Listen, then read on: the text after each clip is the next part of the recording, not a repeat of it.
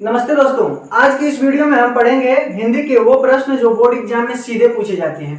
पाठ का नाम, लेखक का नाम, उसकी रचना, जन्म, मृत्यु, ठीक है, यही हमें पढ़ना है, कवर करना है। बोर्ड एग्जाम से संबंधित हम उन्हीं पाठ को लिए हैं जो आपकी परीक्षा के लिए महत्वपूर्ण है। ठीक है, अगर आप इस वीडियो में अंत तक बने रहेंगे तो गारंटी है कि आपका एक भी प्रश्न नहीं छूटेगा। तो चलिए शुरू करते हैं, देर न करते हैं, सीधे हम लोग अपने टॉपिक पे आते हैं। ठीक है, ध्यान दीजिए।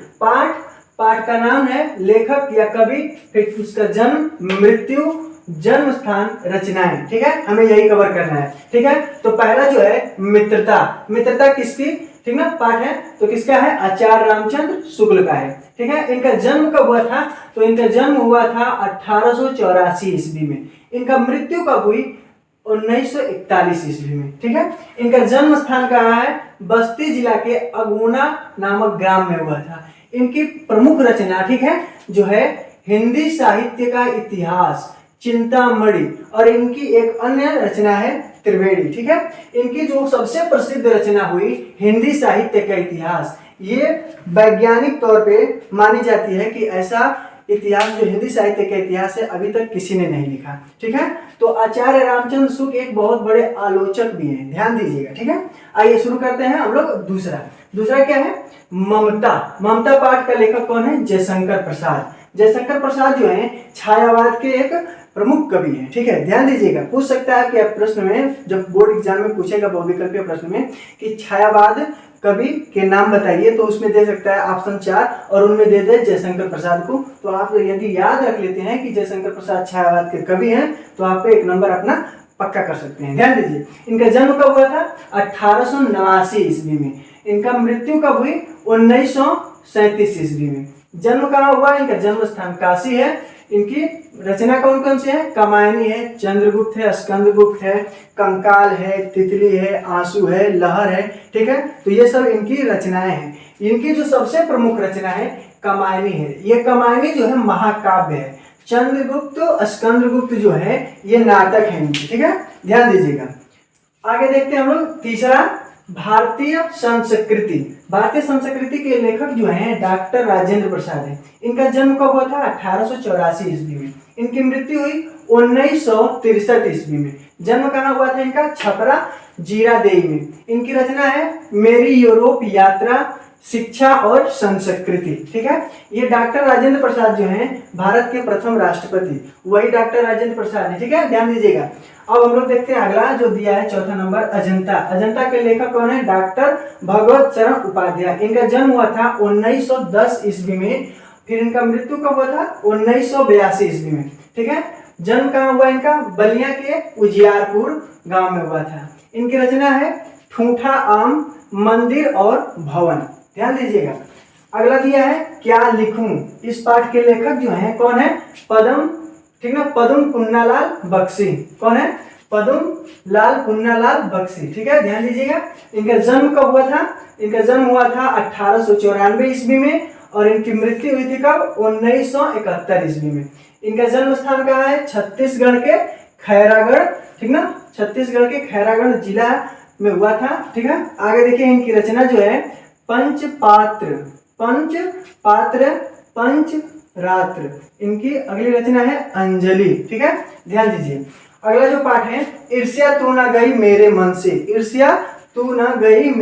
से, यह बहुत ही इंपॉर्टेंट पाठ है, आपकी परीक्षा में आ भी सकता है। ध्यान दीजिएगा, ये किसकी रचना है या किसका पाठ है, रामधारी सिंह दिनकर की है। किसकी रचना है, रामधारी सिंह दिनकर की। ठीक है, इनका जन्म कब हुआ था, 1908 ईस्वी में हुआ था। इनका मृत्यु कब हुई, 1974 ईस्वी में। कहाँ इनका जन्म हुआ था, मुंगेर सिमरिया घाट नामक गांव में हुआ था। ठीक है, इनकी रचना कौन कौन सी है, रेणुका, हुंकार, उर्वशी, रश्मिरथी।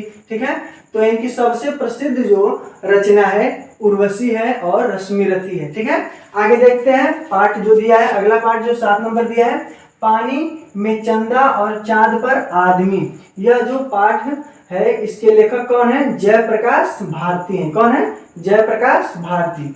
ठीक है, अगला दिया है इनका जन्म कब हुआ था, 1936 ईस्वी में। इनकी मृत्यु कब हुई, 2005 में। ठीक ना, कब हुई थी, 2005 में। इनका जन्म स्थान कहाँ है? मेरठ, उत्तर प्रदेश। इनकी रचना है हिमालय की पुकार, अनंत आकाश। ठीक है, तो इनकी जो रचना है महत्वपूर्ण रचना, इसे याद कर लीजिएगा। हिमालय की पुकार, यह बोर्ड की परीक्षा में हर साल पूछा जाता है। ठीक है, आइए देखते हैं अगला पद।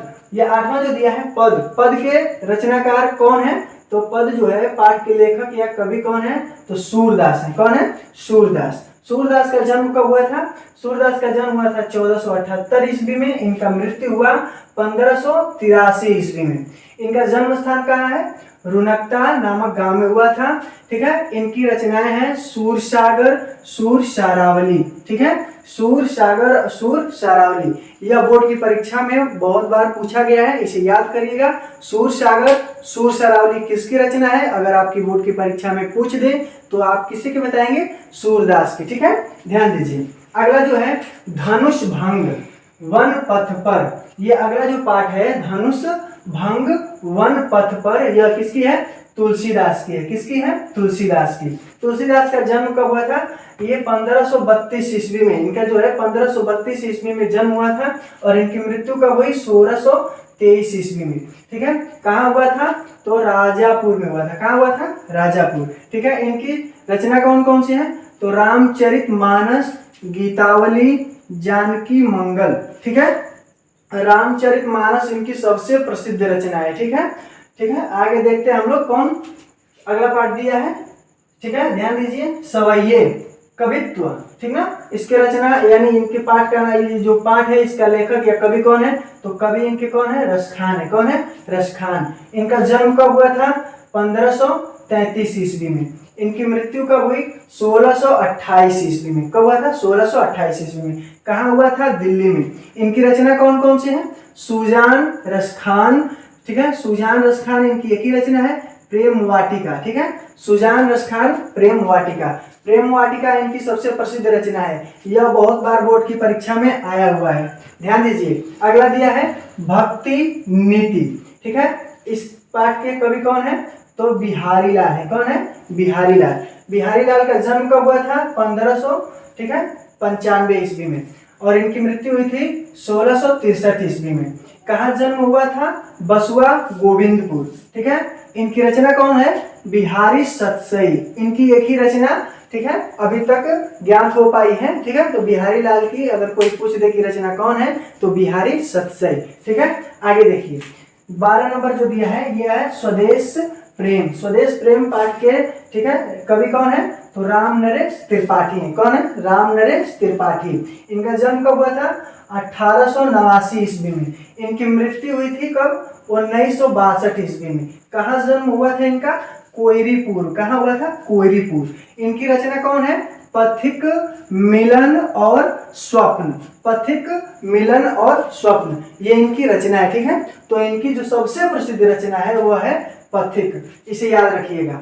आइए अगला पाठ देखते हैं भारत माता का मंदिर। यह ठीक है, भारत माता का मंदिर यह पाठ के कवि कौन है? मैथिली शरण गुप्त। मैथिली शरण गुप्त को राष्ट्र कवि का ठीक ना पद प्राप्त है, राष्ट्र कवि के रूप में भी जाना जाता है। ठीक है, इनका जन्म कब हुआ? 1886 ईस्वी में। इनकी मृत्यु कब हुई थी? 1964 ईस्वी में।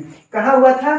चीर गांव झांसी। झांसी कहाँ पड़ता है? उत्तर प्रदेश में। इनकी प्रमुख रचना कौन सी है? साकेत, यशोधरा, पंचवटी। ठीक है, तो सबसे इनकी प्रसिद्ध रचना है साकेत। ठीक है, साकेत बोर्ड की परीक्षा में कई बार पूछा गया है।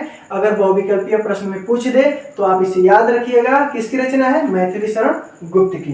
ध्यान दीजिए अगला जो पाठ है हम लोगों का, ध्यान दीजिए हिमालय से वर्षा सुंदरी के प्रति। ठीक है, हिमालय से वर्षा सुंदरी के प्रति ये किसकी रचना है या किसका पाठ है कह सकते हैं? तो कहेंगे किसका?